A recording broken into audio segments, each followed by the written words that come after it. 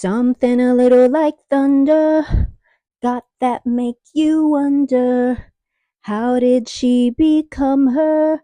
Can't fit it into just one word. Okay, that song is stuck in my head. It's been on replay. Today, it is rainy in England, as it would be. I have been thinking.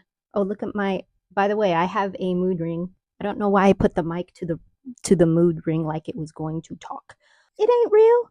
It doesn't know what my mood is. It just checks my temperature. I was just thinking about the PhD, how we have supervisors. They are essentially your guides in this journey to the unknown world of postgraduate research, doctorate studies, any synonyms you want to call it. I feel like so lucky that both of my supervisors are wonderful. They're very different.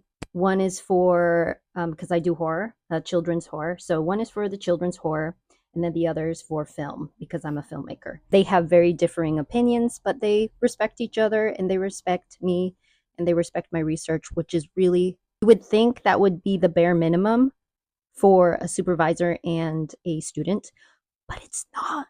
And I really empathize with those students that have absolutely horrid supervisors. It makes me so mad that, like, my friends, the ones who have terrible supervisors, and I'm talking about like supervisors that are jealous of the success of their students, or they could care less about their students and they don't answer emails, they don't encourage them, they don't give good feedback on the writing. Apparently this is more common than I thought it was, because I'm like, well, can't you cancel, like, just delete this supervisor from your life, and get someone else? But apparently it's not that simple. When you apply for a PhD program, you're very nervous, you're very excited. You look up the supervisors that you feel like you would want to work with, but you don't know how that person is until you're actually working with them.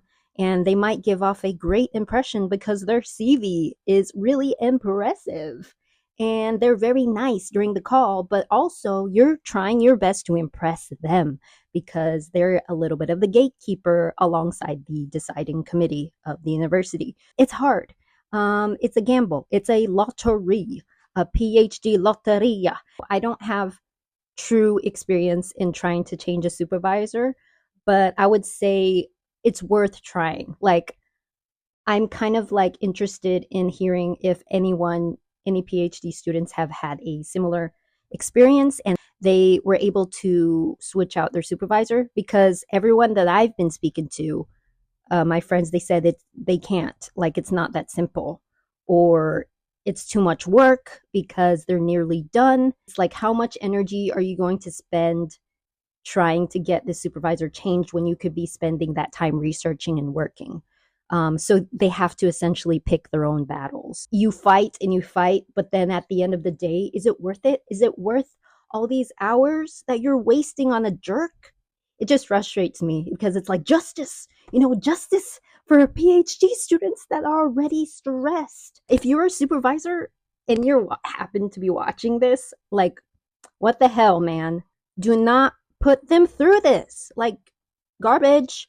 I don't think a trashy supervisor would be listening to this video because they're too busy being shitty to their students. If you're a good supervisor, that's great.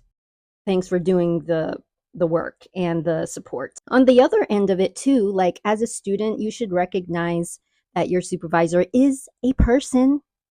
Let's say you have a good relationship with them. They have their own life. They probably have family, kids, maybe a partner, hobbies. They're doing their own research. They're helping other students that are also their students, like supervising.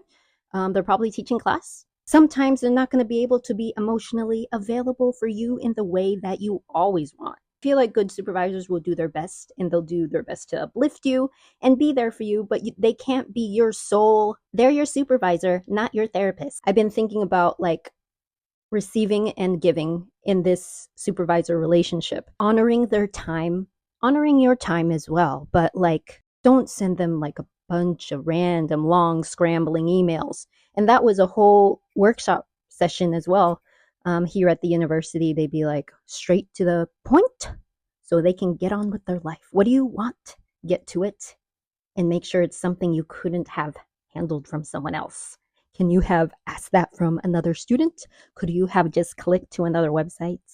This whole video is to get some thoughts on your experience with your supervisors, good and bad. If you're going through it and you have a terrible supervisor, I feel for you.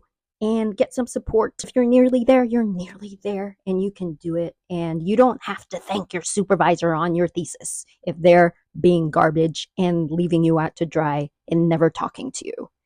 That was the morning thought that I had today. I am setting my phone against a aloe plant. No, it's not an aloe plant. It's a succulent. I got a succulent because it's easy to water them and take care of them. But you know what? I forgot still, and it's turning gray. It's like it used to be so green and pretty. I'm looking at it right now, and it has cobwebs. The bottom part is brown. Oh my gosh. I need to nurture this succulent like I need to nurture my life. I hope you have a wonderful day, a beautiful day, even if it is rainy like today for us in the UK. Oh, that rhymed. Please subscribe if you'd like to. I would really like it. I would appreciate it. And I'll see you in the next video. As always, feel free to leave a comment. And if you have any suggestions on what you'd like to hear about, let me know. It can be anything about PhD, it can be a horror, academia, all that stuff. So until next time. Bye.